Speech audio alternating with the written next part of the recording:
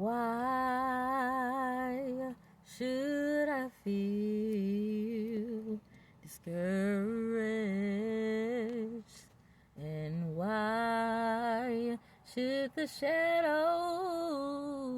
come?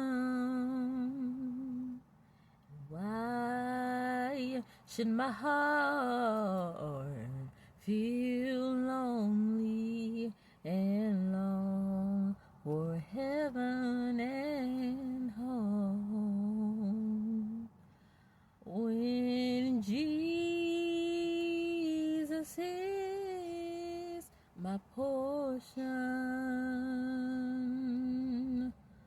a constant friend is he. His eye is on the sparrow,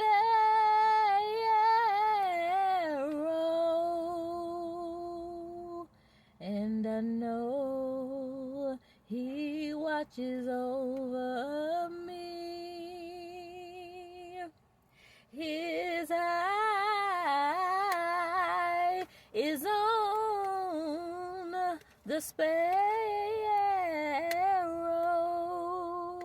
and I know he watches, and I know he watches, and I know he watches me.